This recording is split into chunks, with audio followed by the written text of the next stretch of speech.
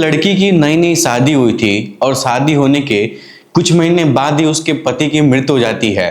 तो कोई लड़का उससे शादी करने के लिए तैयार नहीं हो रहा था, क्योंकि वो एक विधवा औरत हो गई थी और उसके लिए जो रिश्ते आ भी रहे थे तो बहुत ओल्ड एज के रिश्ते आ रहे थे, यानी कि जो लोग 50 और 55 साल के थे उनके रिश्ते आ रहे थे। दोस्तों, उसकी शादी में बहुत तकलीफें होती हैं। बड़ी मुश्किल से उसके माता पिता उस लड़की की शादी एक 55 साल के इंसान से करवा देते हैं। दोस्तों, उस लड़की की उम्र महज 22 साल थी और 22 साल की उम्र में वो इतना तड़प चुकी थी कि जब उसकी कहानी आप लोग सुनेंगे तो आपके भी पैर तले जमीन खिसक जाएंगे। दोस्तों, जब उसकी शादी उस 55 साल के बूढ़े इंसान के साथ हो जाती है तो वो उसको शारीरिक सुख नहीं दे पा रहा था, ना ही उससे प्यार कर पा रहा था। अक्सर वो थकान का बहाना बनाकर अपने काम में व्यस्त हो जाया करता था।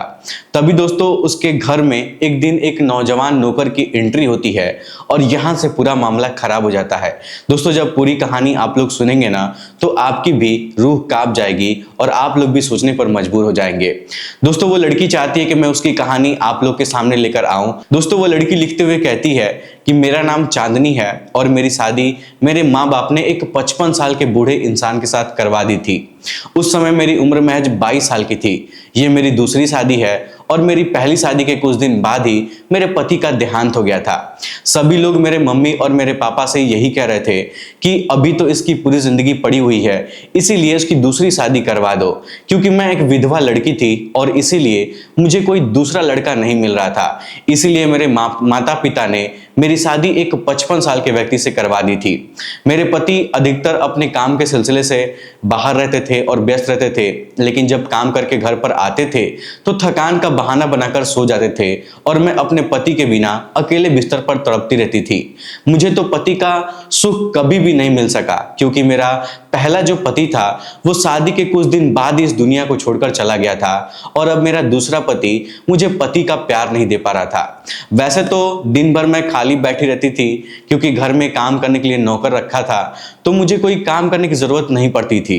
एक दिन हमारे नौकर की तबीयत थोड़ी सी खराब हो गई, इसीलिए वो अपने बेटे को अपनी जगह पर कुछ दिनों के लिए काम करने के लिए भेज दिया था।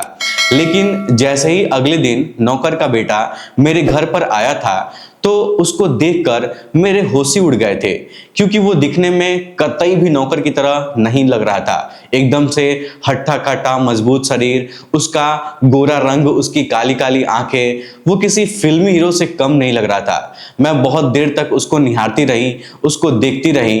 तभी एकदम से नौकर का बेटा मुझे बोला कि मालकिन, मैं राजेश काका का बेटा हूँ, पिताजी की तबीयत खराब है, इसीलिए वो कुछ दिन तक काम पर नहीं आ सकते हैं, तो उन्होंने मुझे काम करने के लिए यहाँ पर भेजा है। दोस्तों, वो लिखते हुए कहती है कि मैंने राजेश काका के बेटे को घर के अंदर बुलाया और खुद जाकर एक कुर्सी पर बैठ गई। मैं राजेश काका के बेटे से काफी देर तक बात की और इतराते हुए उससे पूछी कि तुम्हारा नाम क्या है और तुम काम के सिवा और क्या क्या कर लेते हो। तभी राजेश काका का बेटा ने कहा कि मालकिन, मेरा नाम दिनेश है और मैं घर का सारा कामकाज बहुत अच्छे से कर लेता हूँ। तभी मैं दिनेश की तरफ शर्माती भरी नजरों से हंसते हुए बोली कि अच्छा, घर का काम कर लेते हो तो ठीक है, लेकिन तुम्हें ये मालूम है कि घर का काम करने से ज्यादा जरूरी है कि अपने मालिक और मालकिन को खुश रखना।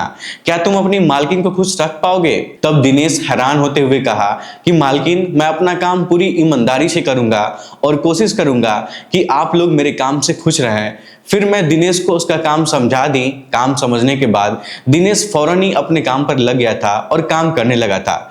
मैं अक्सर बैठकर दिनेश को बस यूं ही देखती रहती थी, मुझे बहुत अच्छा लगता था। तभी एक दिन मेरे पति को किसी काम के सिलसिले से शहर से बाहर जाना पड़ा था, लेकिन मेरे पति इस बात से बहुत परेशान हो गए थे। जब मैं उनसे उनकी परेशानी की वजह पूछी तो उन्होंने मुझसे कहा कि पहले जब भी मैं काम के सिलसिले से बाहर जाया करता था तो मैं राजेश काका को तुम्हारे पास छोड़ दिया करता था, तो मुझे किसी भी तरह का कोई भी फिक्र या फिर टेंशन नहीं होती थी। राजेश काका का नाम सुनते ही मैंने अपने पति से कहा कि अरे कोई बात नहीं है, राजेश काका अगर नहीं है तो क्या हुआ, उनका बेटा दिनेश तो यहाँ पर है ना। दिनेश रात को मेरे पास रहेगा और मेरा ख्याल रखेगा, आखिरकार वो भी तो हमारा नौकरी है, वो हमारा ध्यान रख लेगा। उसके होते हुए आपको कोई भी फिक्र करने की जरूरत नहीं है, मैं तो अपना ख्याल खुद भी रख सकती हूँ। उसके बाद मेरे पति ने दिनेश को सारा काम समझा दिया और उससे ये भी कहा कि मेरी पत्नी को घर से बाहर मत जाने देना, अगर कुछ भी चीज की जरूरत पड़ेगी तो तुम मुझे फोन कर लेना। इतना कहने के बाद मेरे पति अपने काम के सिलसिले से घर से बाहर चले गए। अपने पति के जाने के बाद मैं आराम से अपने कमरे में बिस्तर पर लेट गई और अपने बिस्तर पर लेटे लेटे मैं बहुत ज्यादा तड़प रही थी। मुझे समझ में नहीं आ रहा था कि मैं दिनेश को किस तरह से अपने दिल की बात बताऊं। मैं अपने दिल में दिनेश को चाहने लगी थी, क्योंकि जब से मैंने दिनेश को देखा था मेरा दिल और दिमाग बस दिनेश के बारे में ही सोच रहा था। मैं दिनेश को कितनी बार अपने दिल की बात बताने की कोशिश की थी, लेकिन दिनेश जो है वो अधिकतर मेरी बातों को अनसुना कर दिया करता था और चला जाया करता था। मुझे समझ में नहीं आ रहा था कि मैं दिनेश को किस तरह से अपने करीब लेकर आऊं। तभी मेरे दिमाग में एक विचार आया और मैं फौरन बिस्तर से उठी और रूम से बाहर निकलकर सीढ़ियों से उतरने लगी, क्योंकि मेरा रूम ऊपर था और दिनेश नीचे किचन के रूम में सोया करता था। सीढ़ियों से उतरती हुई मैं जानबूझकर सीढ़ियों से नीचे गिर गई और सीढ़ियों से गिरते हुए मैं जोर जोर से चीख चीख कर चिल्लाने लगी। चिल्लाने की आवाज सुनकर दिनेश फौरन दौड़कर मेरे पास आया और घबराते हुए मुझसे पूछा कि मालकिन आपको क्या हो गया है, आप किस तरीके से गिर गई हैं। तब मैंने रोते हुए कहा कि दिनेश, मैं नीचे पानी पीने के लिए आ रही थी तो अचानक मेरा पैर फिसल गया और मैं सीढ़ियों से नीचे गिर गई। मुझे बहुत ज्यादा दर्द हो रहा है, मैं उठ भी नहीं पा रही हूँ। तब दिनेश ने मेरी हालत को देखकर मुझसे कहा कि मालकिन आप धीरे धीरे करके उठने की कोशिश कीजिए और अपने रूम में चलिए, फिर मैं फौरन जाकर डॉक्टर को बुला लाता हूँ। लेकिन मैं दिनेश से झूठ बोलते हुए कही कि दिनेश मुझे कतई उठा नहीं जा रहा है, मुझसे दर्द बिल्कुल भी बर्दाश्त नहीं हो रहा है, तुम ही मुझे अपनी गोद में उठाओ और उठाकर मेरे रूम तक लेकर चलो, वरना मैं यहीं पर तड़प तड़प कर मर जाऊंगी। तब दिनेश के पास कोई रास्ता नजर नहीं आ रहा था तो उसने मुझे अपनी गोद में उठा लिया। दिनेश की बाहों में मुझे आराम मिल रहा था और ऐसा लग रहा था कि जैसे मेरे जन्मों की जो ख्वाहिश थी वो पूरी हो रही हो। दिनेश मुझे गोद में उठाकर एक एक सीढ़ियां चढ़ता जा रहा था और मैं उसकी बाहों में आंखें डालकर उसके कंधे पर लेटी हुई थी, उसको देखे जा रही थी। दिनेश को देखकर मुझे ऐसा लग रहा था जैसे मेरा दिनेश को इस तरीके से देखना उसको कतई भी अच्छा नहीं लग रहा था, वो बहुत ही ज्यादा शर्मा रहा था। दिनेश मुझे मेरे रूम के अंदर ले गया और मेरे बिस्तर पर मुझे लिटा दिया तो दिनेश से बिछड़ने का मुझे डर सताने लगा और ये डर मैं कतई भी बर्दाश्त नहीं कर सकती थी। मैंने फौरन दिनेश का शर्ट पकड़ लिया और उसको अपने नजदीक खींच लिया और मैंने दिनेश से कहा कि दिनेश, मुझे छोड़कर कहीं मत जाओ, मैं तुम्हारे बिना जी नहीं सकती हूँ, मैं तुम्हारे बिना मर जाऊंगी, मैं तुम्हारे बिना दर्द के मारे कितना तड़प रही हूँ, तुम्हें दिखाई नहीं दे रहा है क्या। लेकिन दिनेश ने मेरी एक बात का जवाब नहीं दिया और उसने बस खामोशी से मुझसे इतना कहा कि मालकिन, मैं जरा नीचे जाकर डॉक्टर को बुला लाता हूं। और इतना कहने के बाद दिनेश फौरन मेरे रूम से बाहर चला गया और तकरीबन 1.5 घंटे बाद जब दिनेश मेरे पास आया तो दिनेश के साथ एक डॉक्टर था और साथ में उसके एक लड़की भी थी। दिनेश के साथ उस लड़की को देखकर मुझे बहुत जलन हो रही थी। मुझे समझ में नहीं आ रहा था कि आखिर वो लड़की कौन है। तभी डॉक्टर ने मेरा पाँव देखा तो डॉक्टर ने कहा कि बस कुछ दिन आराम करने की जरूरत है, आपके पाँव में ज्यादा चोट नहीं लगी है, बस कुछ दिन में आप ठीक हो जाएंगी। उसके बाद डॉक्टर ने मुझे दवाई दी।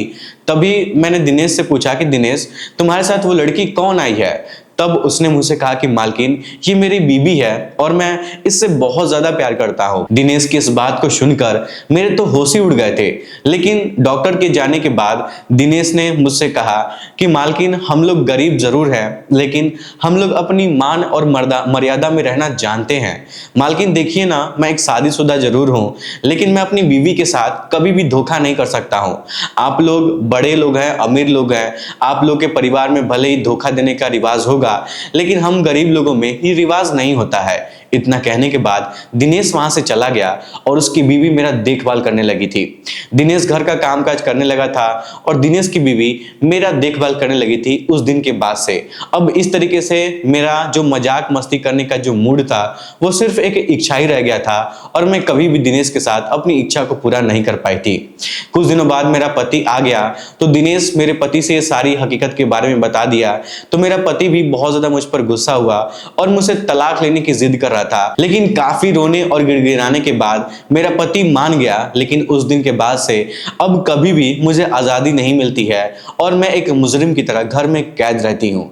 मेरा पति ना तो मुझे शारीरिक सुख दे पाता है और ना ही मुझसे प्यार कर पाता है। मैं बस एक जिंदा लाश बनकर अपने घर में तड़प रही हूँ और अपने पति के साथ रह रही हूँ। तो दोस्तों ये थी आज की छोटी सी कहानी। इस कहानी को सुनने के बाद आप लोग क्या कहना चाहेंगे? अपनी राय हमें कमेंट बॉक्स में जरूर बताइएगा।